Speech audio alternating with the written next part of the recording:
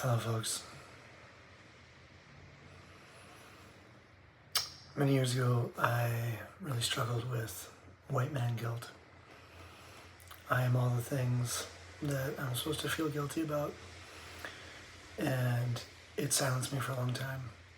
But then at the end of a pipe ceremony with Coyote here on the Sunshine Coast, I was sharing this with him, and in all of his wisdom, he looked me deep in the eyes and said, "Fuck that. Your guilt isn't helping anyone. Find your voice, do the good work, teach the next generation." So with his advice, I want to elevate someone else's voice. Chief Robert Joseph wrote his autobiography, Namwayut, We Are All One. I'll include a link to the best video I've ever seen about truth and reconciliation by him. I share it with my students every year as a remembrance of what truth and reconciliation means.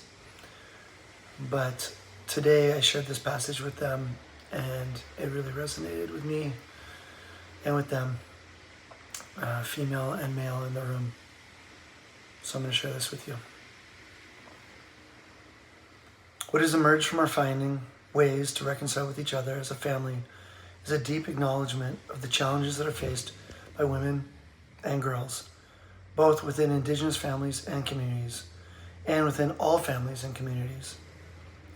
The traumas faced by women today are not unlike the impacts of residential schools and forced assimilation. I feel a parallel between my own experience and those of many women I know and have known. Violence through physical and sexual abuse is horrific and debilitating, but the emotional violence with which most women contend at home, at work, and the community can be just as devastating. All women face incredible overlapping challenges, as have my wife and my daughters. Many of these challenges are unseen, not listened to, disrespected, and yet women simply carry on in their strengths. Women and girls are the very cradle of life. Women are our civilizations. They are the life givers, whether or not they bear children. They are the nurturers of ideas, values, and people. They are the instincts that manifest unconditional love, unconditional life. They are the caregivers. They teach, mentor, and lead our younger generations by example. They are the truest of role models. It is time to restore women and girls to their dignified status, rightful status, and the rightful place and space they should hold in our communities. And yet, in Indigenous communities, we know that there are missing, broken, and murdered women who are not being seen, who are never heard or treated as precious, and whose pain has been ignored for too long. It is our heartbreak when our women experience heartbreak. It is our pain when they suffer pain. We become powerless when women are powerless. We must not pass this trauma-based pattern down to future generations. When women are not loved, will this not diminish the love in us? Unless we put a stop to this violence, we will be caught in an unrelenting cycle of trauma that will continue to destroy individuals, families, and nations. The violence must stop. The violence must end. So where do we start?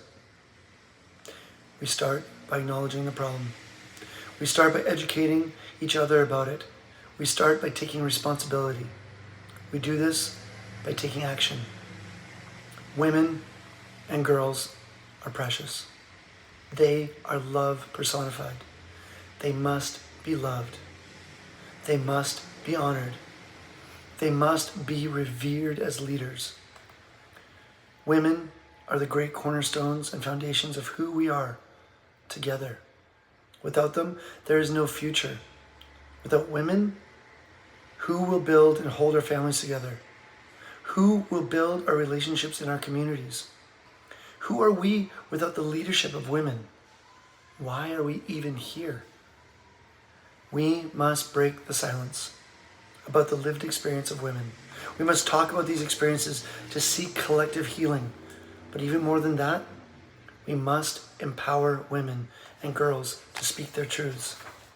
We must empower women and girls to speak our truths. When we do this, we can confront our unresolved grief and trauma, just as my own family has had to do. When we can do this, we can begin to break our bonds to chronic sadness. Without breaking the silence, unresolved trauma, including historic, intergenerational trauma, will continue to impact us all. Trauma must be addressed mentally, emotionally, physically, and spiritually. The trauma experienced by women must all be confronted. We must bring this message home to our friends and neighbors. We must talk about it in our homes, around kitchen tables, and in our schools. We must address it where we live, work, and play. It requires everyone's effort and support. It starts today. I've been on this journey for a long time, and all I know is I could still be louder, and I could still give more support. So this is my challenge to you. In whatever way you can, speak up, lift up, rise up, and love big.